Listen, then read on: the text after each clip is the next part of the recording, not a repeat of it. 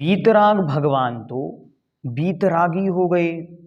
अब किसी से उन्हें राग नहीं, किसी से द्वेष नहीं। फिर उनका उपदेश कैसे होता है? क्योंकि जो वीतरागी हैं वे उपदेश किसके लिए देंगे? जब किसी से राग हो तो उसके कल्याण की बात सोचें। तो उसके लिए उत्तर देते हुए श्लोक नंबर 8 में आचार्य कहते हैं, अनात्मार्थम विना रागहि शास्ता शास्ति सतो हितम ध्वनन शिल्पी कर स्पर्शान मूरजः किमपेक्षते। अनात्मार्थम विना रागैः शास्ता शास्ति सतो हितम ध्वनन शिल्पी करस्पर्शान मूरजः किमपेक्षते।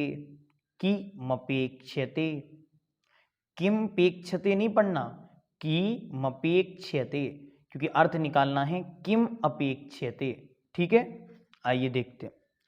शास्ता, शास्ता अर्थात हितोपदेशी, आप्त भगवान।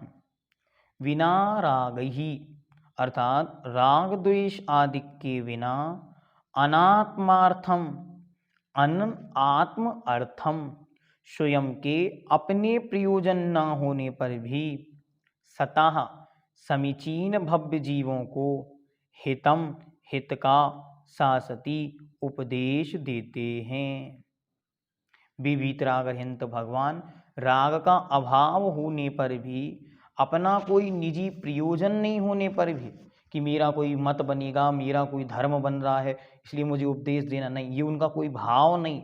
इन सब भावों से रहित होने पर भी शिल्पी करस्पर्शात, शिल्पी अर्थात मृदंग या ढोलक बजाने वाला, कर स्पर्शात हाथ के स्पर्श से, ध्वनन शब्द करता हुआ, मूरजः मृदंग, किम क्या कुछ, अपेक्षते अपेक्षा रखता है अर्थात नहीं रखता।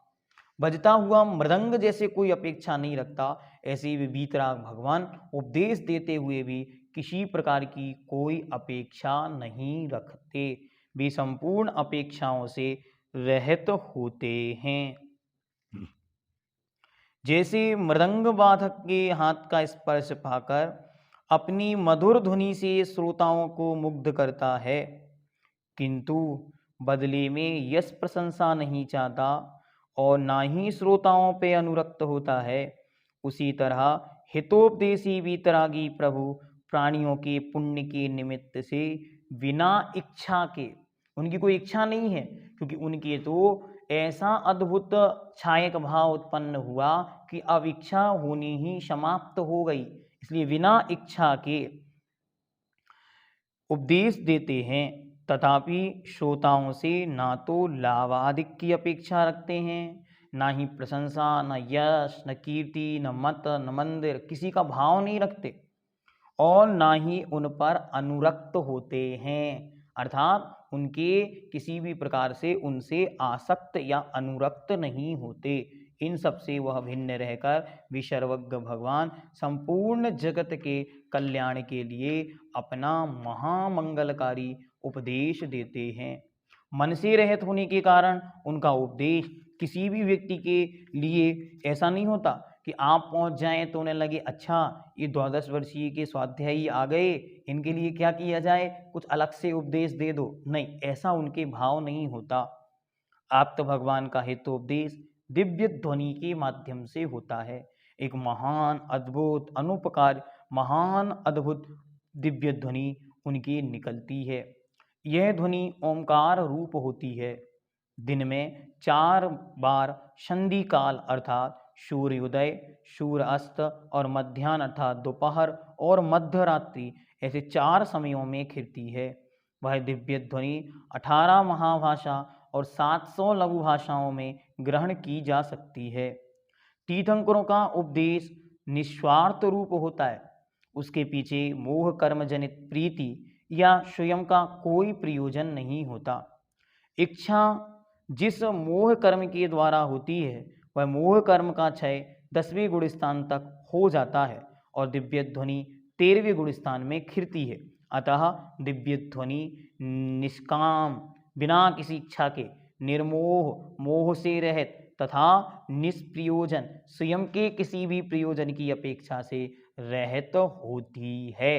इसलिए भगवान कोई भी आर्टिफिशियल चीज नहीं बोलते, कोई भी बनावटीपना नहीं रखते, किसी भी प्रकार से किसी को भी आसक्त या अनुरक्त करने या धर्म परिवर्तन करने या उनके धर्म को समझाने के लिए उन्हें उपदेश नहीं देते, अपितु जो वास्तविकता है, जो हितोपदेश है, जो जगत के कल्याण का सूत्र है, जो वस्तु का स्वभाव स्वरूप है, वह ही भगवान के पवित्र मुख से खिरता है और वही संसार के कल्याण का निमित्त बनता है।